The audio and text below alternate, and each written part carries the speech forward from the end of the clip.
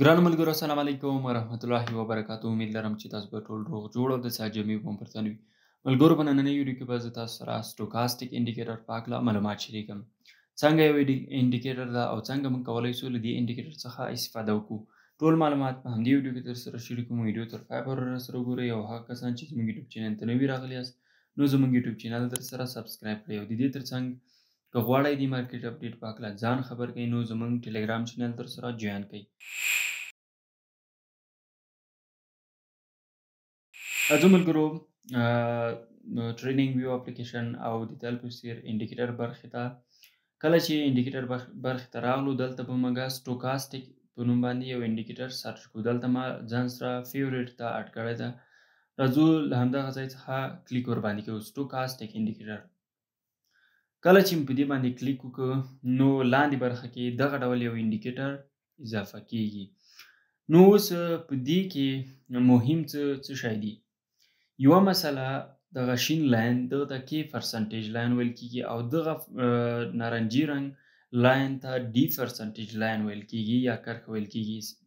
نو عموما د وای سیګنل هغه وخت موږ ته راکول کیږي کله چې شین لاین یعنی د کې پرسنټیج لاین د نارنجي پرسنټیج لاین څخه پورته خواته بریک آوټ وکړي نو دغه حالاتو کې موږ د وای سیګنل راکول کیږي. تاسو وګورئ پرایس دلته تقریبا د 98,000 په شاوخوا کې و او دغه ځای پورې تقریبا 1,02,000 پورې قیمت لالی.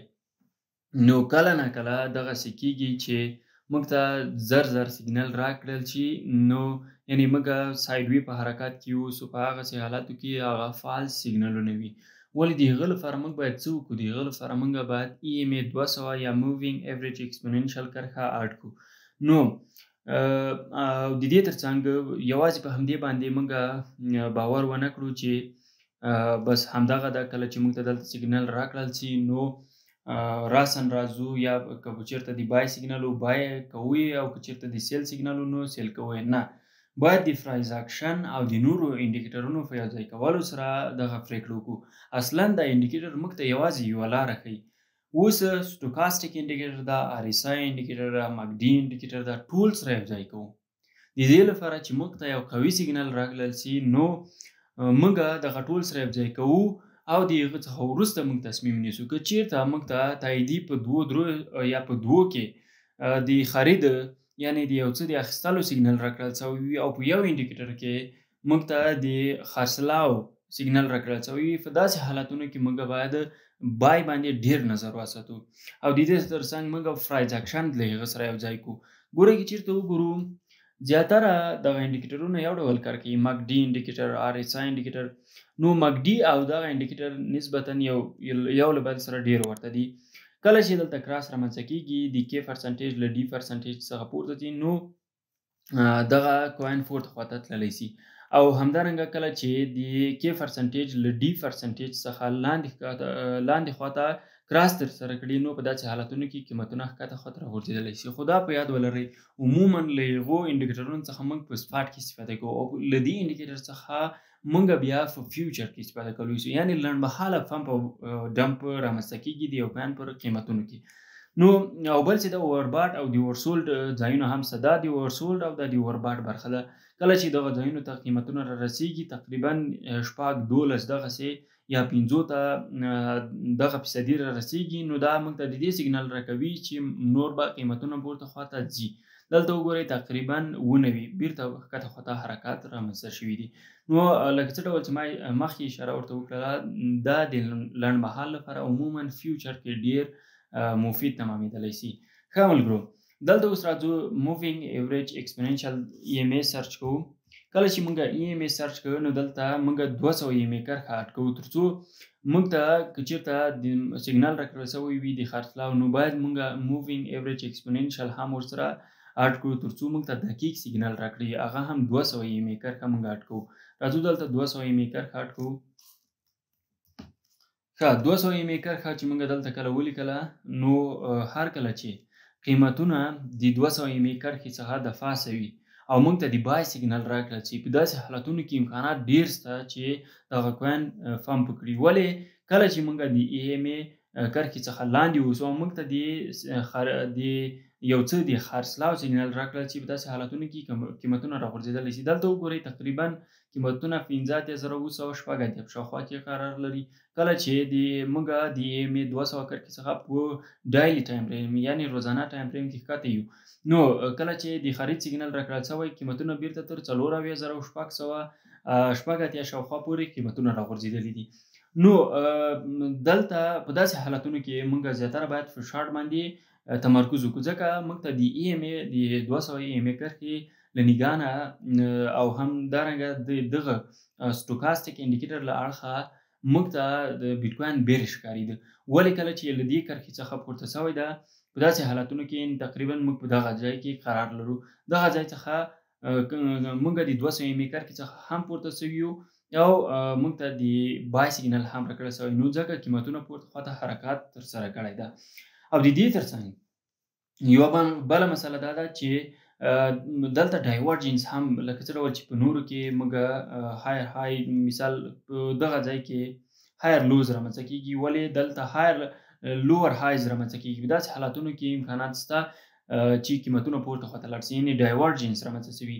دا لکه څه ډول چې په مکډي کې وو په همغه ډول باندې کله ناکله دلته هم ډایورجنس رامنځته کېږي او همدارنګه تر ټولو ډایورجنس تر ټولو زیاته ښه نتیجه چې ورکوي هغه په RSI انډیکیټر کې ورکوي.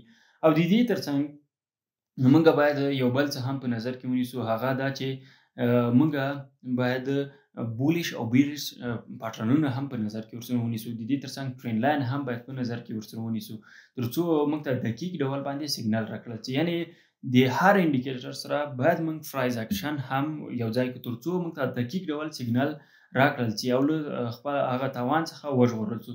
اوس دلته راځو موږ مثال که چیرته موږ د ټرینډ لاین څخه دلته بریک ډاون رامنځته شوی وي او دلته موږ ته د خرید سیګنال راکړل شوی وي، نو باید په اف ټرینډ کې موږ د دغه انډیکیټر په نظر کې نیول سره موږ په شارټ کې انټري ونه کړو، بلکې باید توجه په فرایز اکشن باندې وکړو. مثال د خبرې اوس مثال دلته موږ ته یو بریک ډاون رامنځته شوی ده، نو موږ دلته ګورو چې د خرید سیګنال راکړل شوی. په دغه ځای کې مثال موږ ته د خرید سیګنال راکړل شوی، ولې دلته بریک ډاون مثال رامنځته شوی ده. په داسې حالتونو کې موږ باید احتیاط وکړو او ټریډ ته مثال داخل نشو په شارټ کې، ولې که چیرته دلته مثال دغه ځای ته راورسېږو او موږ ته د خرید ګوره د خرید سیګنال موږ ته راکړل شوی ده، خو دلته ټرینډ لاین موږ لرو، ټرینډ لاین کرښه لرو، تقریبا له دغه ځای څخه هم د ټرینډ لاین کرښه موږ رسمو. دلته اوس موږ ته د کله د خرید کله د فروش ګوره ډېر ګډوډي په دغه ځای کې شتون لري. په دغه ځای کې موږ ته د خرید او د فروش زیات سیګنالونه راکړل شوي، یعنې د یو شی د اخیستلو او خرڅولو سیګنالونه ډېر راکړل شوي، ولې موږ په ټرینډ لاین کې قرار لرو. نو ټرینډ لاین په مقابل کې دغه سټوکاستیک انډیکیټر کمزوري کوي، یعنې کمزوري ښیي. نو دلته اوس موږ په ټرینډ لاین کې قرار لرو، دا ټرینډ لاین دغسې راوږدو تقریبا تر دغه ځای پورې. نو که چیرته وګورو سیګنالونه موږ ته د خرڅلاو راکړل شوي، ولې موږ په اف ټرینډ کې قرار لرو او ټرینډ لاین کرښه دلته شتون لري. نو زیاتره کسان کله چې دلته وګوري موږ ته د یو شي د خرڅولو سیګنال راکړل شوی، راسن راځي دوی په سیل باندې کلیک کوي او خپل کوینونه مثال خرڅوي، ولې باید موږ فرایز اکشن ورسره یو ځای کړو. که چیرته وګورو موږ په اف ټرینډ کې قرار لرو، هر کله چې دغه ځای ته قیمتونه را رسېدلي دي دې ځای څخه بیرته پورته خواته حرکت کړی او د دې ترڅنګ موږ د EMA 200 کرښې څخه د فاسه قرار لرو. نو په داسې حالتونو کې که چیرته موږ ته د فروش سیګنال هم راکړل شوی وي، باید خپل کوینونه خرڅ نه کړو. لنډمهاله ممکن ډمپ رامنځته شي، ولې په اوږدمهاله توګه نشي رامنځته کېدلی. وګورئ بیرته قیمتونه پورته خواته تللي، دلته وګوره بیا د فروش سیګنال راکړل شوی بیا پورته خواته تللي. خو ما مخکې یادونه وکړه عموما د دغه انډیکیټر څخه موږ په فیوچر ټریډ کې ډېر استفاده کولی شو، یعنې کوچني پمپونه او ډمپونه ډېر پکې لیدل کېږي نسبت RSI او د دې ترڅنګ ماکډي انډیکیټر ته. نو فرایز اکشن هم باید ورسره یو ځای کو، مثال هاریزنټل سپورټ کرښه هم په دې کې د فرایز اکشن کې هر څه مهم دي. موږ باید ټرین لاین هم ورسره اضافه کړو، هاریزنټل سپورټ کرښه هم ورسره اضافه کړو. د دې ترڅنګ بیرش او بولیش سیګنالونه پټرنونه هم باید ورسره یو ځای کړو ترڅو موږ ته دقیق ډول موږ ته لاره وښیي. یعنې کله ناکله دغسې کېږي چې موږ ته بیرش سیګنال راکړل شي، ولې په فرایز اکشن کې موږ بولیش یو. په داسې حالتونو کې موږ په شارټ کې باید انټري ونه کړو، باید فرایز اکشن ورسره وګورو. د دې ترڅنګ EMA 200 کرښه د دې انډیکیټر لپاره ډېره اړینه ده چې په دې باندې هم باید خپل تمرکز ولرو. نو که غواړو په دې برخه کې د اسټوکاسټیک په برخه کې بریالي واوسو او د دې ترڅنګ په نورو انډیکیټرونو کې بریالي واوسو، باید فرایز اکشن ورسره یوځای کړو د دې لپاره چې موږ ته قوي سیګنال راکړل شي. دا د اسټوکاسټیک اړونده درس و. خدای تعالی دې وکړي چې یو څه مو ترې زده کړي. انشاءالله په راتلونکي کې به نور انډیکیټرونه او د دې ترڅنګ مهمې ستراتیژیانو په هکله له تاسو سره معلومات شریکوم. نو ویډیو له ملګرو سره شریکه کړئ او د دې ترڅنګ زموږ یوټیوب چینل در سره سبسکرایب کړئ. په الله مو سپارم. ښاد او آباد اوسئ.